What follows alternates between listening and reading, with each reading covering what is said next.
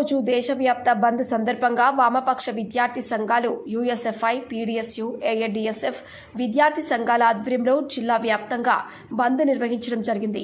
సందర్భంగా యూఎస్ఎఫ్ఐ విద్యార్థి సంఘం ఉమ్మడి నిజామాబాద్ కార్యదర్శి సంజయ్ తలారే మాట్లాడుతూ ఇటీవల నీట్ పరీక్షలు రాసి నష్టపోయిన విద్యార్థులకు కేంద్ర ప్రభుత్వం నష్టపరిహారం ఇవ్వాలి.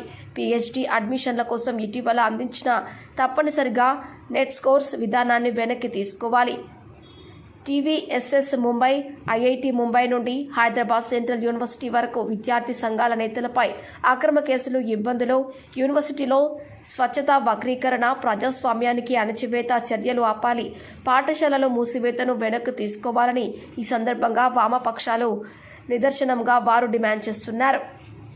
కేంద్ర ప్రభుత్వం నిర్వహిస్తున్న పరీక్షల నిర్వహణలో రాష్ట్ర ప్రభుత్వాలు అప్పగించాలని ఈ సందర్భంగా వారు హెచ్చరించారు. మా డిమాండ్లను గనుక అమలు చేయకుంటే రాష్ట్రపతి భవన్ని మరియు ఎంపీ యొక్క కార్యాలయాన్ని, వారి ఇంటిని ముట్టడిస్తామని ఈ సందర్భంగా వారు హెచ్చరించారు.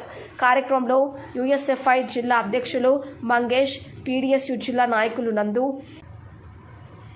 ఏఐడిఎస్ఎఫ్ జిల్లా కార్యదర్శి ముషీన్ మరియు నాయకులు కళ్యాణ్, కిరణ్, రాజు, లాలు నాయక్, అరుణ్ తదితరులు పాల్గొన్నారు.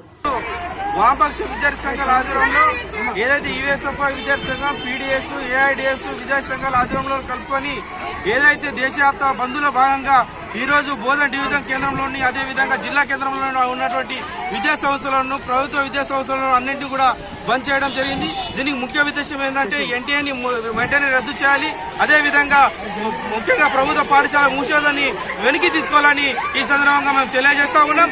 అదేవిధంగా ఏదైతే పీహెచ్డీ స్కాలర్షిప్ నిర్బంధమైన వంటి కేసులు పెట్టారో దానికి వక్రీకరించి చట్టరీత్యమైన చర్యలు తీసుకుంటూ ఉన్నారో ఆ కేసులను వెంటనే తీసుకోవాలని మేము యూఎస్ఎఫ్ఐగా వామపక్ష విద్యార్థి సంఘాలుగా మేము డిమాండ్ చేస్తా ఉన్నాము.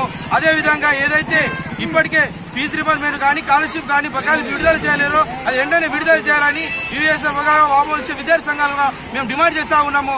లేని ఏడల మేము ఇవి బంద్ సందర్భంగా తెలియజేస్తున్నాము. ఈ మెడలు వంచే ఏదైతే ఉన్నదో ప్రభుత్వాలు మెడలు వంచే రోజులు దగ్గర పడ్డాయనేసి ఈ సందర్భంగా కూడా మేము తెలియజేస్తా ఉన్నాము. ముఖ్యంగా ఏంటంటే ఇప్పుడు మేము బంద్ చేయడానికి వస్తా ఉంటే విద్యార్థులకు చదువుకున్నప్పటికీ ఫ్రెండ్లీ పోలీస్ అని చెప్తా ఉన్నాడు. ఒకసేపు నుంచి మా పైన అరెస్ట్ వారెంట్లు, ప్రివెంట్ అరెస్టులు అనేసి ఈ విధంగా ఈ ప్రభుత్వం హెచ్చరిస్తా ఉన్నది. కాబట్టి మేము వామపక్ష విద్యార్థి ఒక విద్యార్థి తెలుసుకుంటే ఏమైతే మీకు తెలుసు, వేలాది విద్యార్థులు ఒకవేళ తలుచుకుంటే కనుక మీ యొక్క పుట్టగొడుగులు కూడా చేస్తామని ఈ విధంగా సంపాదిస్తాము. ముఖ్యంగా ఈ రోజు ఉన్నటువంటి ప్రైవేట్ కార్పొరేట్ స్కూళ్ల పైన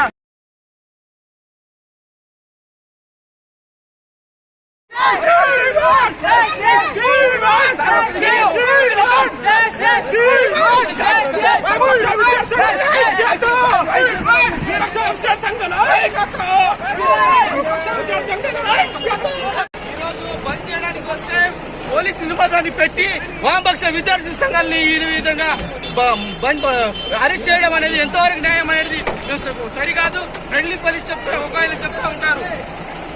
అదేవిధంగా ఫ్రెండ్లీ పోలీస్ అని చెప్తూ ఉంటే ఈ రోజు అరెస్ట్ పడతా ఉన్నారు. మేము విద్యార్థి సమస్యల కోసం పోరాడడానికి వస్తే వాళ్ళు మాకు విద్యార్థి సమస్యలు రెస్పాండ్ చేయకుండా చేస్తా ఉన్నారు. దీనిపైన వెంటనే